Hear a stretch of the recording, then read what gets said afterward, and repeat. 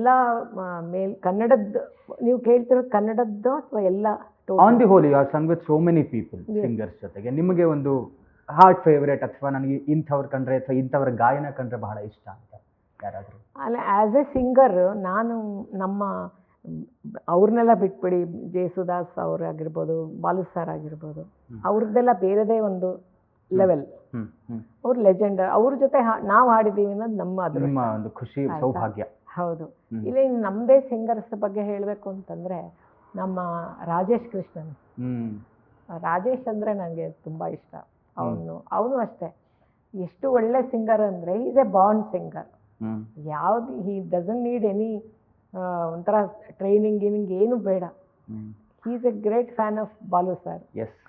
So ಅವ್ರದ್ದು singing style ಎಲ್ಲ ಹೆಂಗೆ ಅವನು ರಕ್ತಗತ ಮಾಡ್ಕೊಂಡಿದ್ದಾನೆ ಅಂತಂದರೆ ಅದು is really a great singer ನನ್ನ ಪ್ರಕಾರ. ಎಷ್ಟು ಹಾಡುಗಳು ಹಾಡಿದ್ರೆ ಮಮತಾ ಅವರು ರಾಜೇಶ್ ಸರ್ ಜೊತೆಗೆ? ನಿಮ್ಮ ಸಂಬಂಧ ಹೇಗಿದೆ? ಸುಮಾರು ಹಾಡುಗಳು ಹಾಡಿದ್ದೀನಿ, ಲೆಕ್ಕ ಇಟ್ಟಿಲ್ಲ.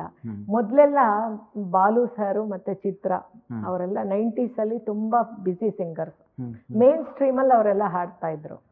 ಅವ್ರದ್ದು ಡೇಟ್ಸ್ ಎಲ್ಲ ಸಿಗಲಿಲ್ಲ ಅಂದರೆ ಅದರ ನೆಕ್ಸ್ಟ್ ಯಾರು ಹಾಡಬೇಕು ಅಂತ ಬಂದಾಗ ನಾನು ರಾಜೇಶ ಎಲ್ಲರ ಕಣ್ಣಿಗೂ ಬೀಳ್ತಿದ್ವಿ. ರಾಜೇಶ್ ಕೃಷ್ಣನ್ ಚಂದ್ರಿಕಾ ರಾಜೇಶ್ ಕೃಷ್ಣನ್.